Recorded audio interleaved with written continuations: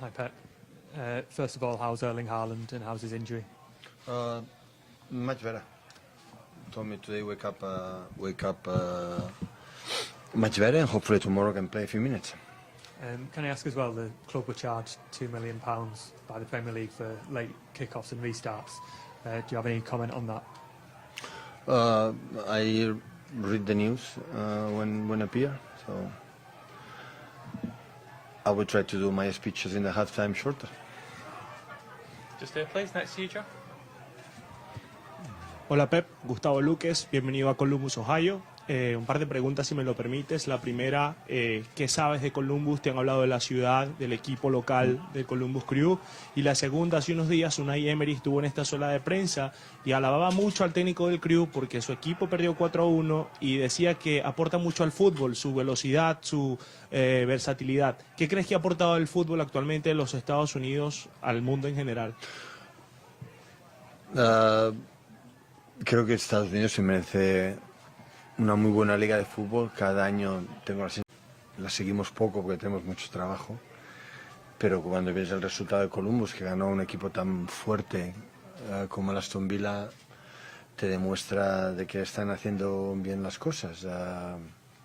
Ojalá siga creciendo y creciendo con personas que vienen de Europa como Messi y compañía, y con buenos entrenadores, y que esto se traslade a la selección y que en América siga creciendo. Just pass behind you, please. Hi, Pep. Hi. Ben Jacobs from TalkSport. A word on Enzo Maresca. They're calling him Diet Pep. What do you make of that nickname, and have you spoken to him and offered any advice since he got the Chelsea Diet? job? Like you, but not quite you.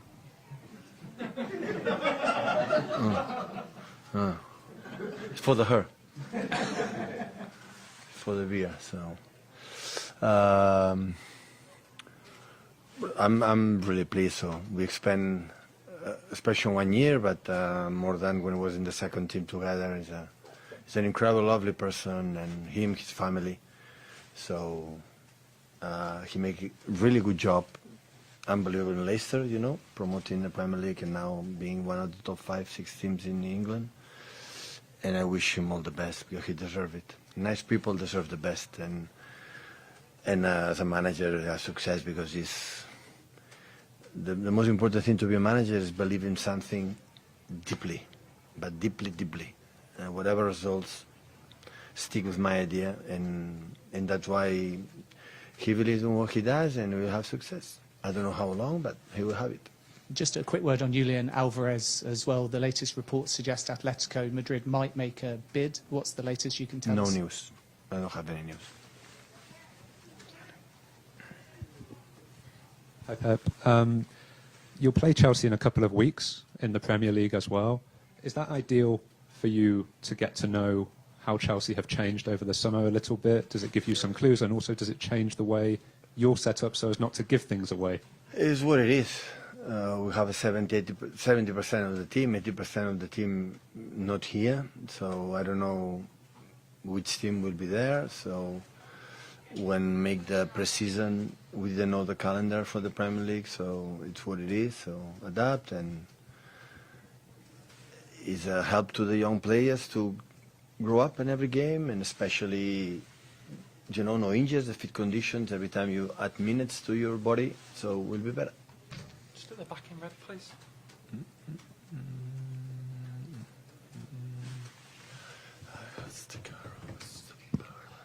Pep, first of all, welcome to Columbus in Ohio. Thank you.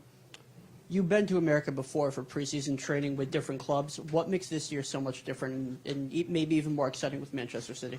Well, normally we come here with 80% of the first team, and now we are here just with 20% of the first team. That is a big difference. Because this question, you cannot work anything because they deserve the holidays. Luke Julian deserves now to take his time, what he needs, to come back, clean, not just with the legs, but the people say it's the legs, and especially staff here, because play every 3 days in front of 65, 70,000 people or 50,000 people is so exhausting. more responsibility for the, to do you well, and any one of us in front of 65, you want to perform bad. And it demands of a lot of energy, not just physicality. Is when the people don't understand it, and that's why they need break, and that's why they are in holiday. That's why they could not come here. The fans would love it, I would love it, but the players need rest. This is the biggest difference from the previous times. In orange, please. Pep, you just mentioned that they are calling Maresca died because of the head. There is a generation of about coaches in the Premier League now. You are more like the grandfather in the Premier League now, looking at your rivals. Arsenal have Arteta, but there is a change at Liverpool, there is a change at Chelsea. There is changes everywhere. How are you going to come up with such opposition, knowing that the previous managers are different from what these clubs have now? Secondly, after such a long period of very significant success, how are you motivated to continue? They offer me a job. So, and I like it. So I'm fortunate to have a job. I know when you have more chance to continue, but this is the point. In the first question, can you help me? The changes with the other managers, so Liverpool have changed, Chelsea. Oh, yeah. How do you keep up with that when you've been Oh, yeah. on your team? Yeah, I'm almost, I don't know, maybe I'm one of the oldest ones in terms of the same club. So, yeah, it's world football. So when you don't have results, the boards before maybe had, especially in England, had more patience. And now they change, and always you changes to improve. And seasons too long, and we see step by step. But, yeah. So adapt the new managers, try to discover what they want to do, because when we play against managers, you play 10 times, 12 times in the last year, so we know each other quite well, but the new managers try to understand what they do, but we have time for that. We have time. The lady in the middle here, please. Thank you. I'm Helga from the Ghana Broadcasting Corporation. Okay. It's good to have you here, Coach. You've been a top-class coach, and you've chugged a lot of successes. I would want to know your impression specifically about the United States soccer, and especially the MLS. And then, if I'm allowed to deviate, are we seeing Pep Guardiola becoming the next England coach? Every time ask me the question, I'm a manager for Man City, so I'm here. I'm really pleased, and I cannot say anything. So I don't know where I come from, but I'm really satisfied here, and we'll see what happens. I'm desperate when the players are ready to come back to start to train all together and refresh what we have to do, add something maybe in our future. And what I said, your colleague, so I think MLS is getting better and better.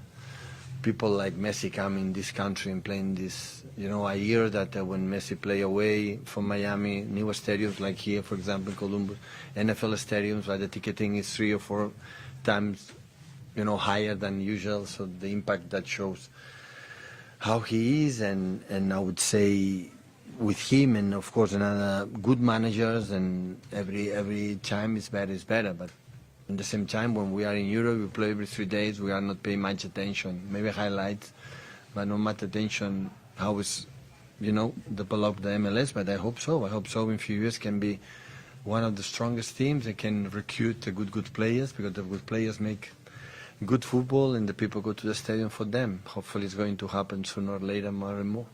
2 more questions, guys. I'll go to the gentleman in the cap here, and then the gentleman in front of him, please. Welcome to Columbus, Pep. Thank you. How have the conditions been here stateside during your preseason tournament, and how might that affect future competitive games like the Club World Cup next year in the United States?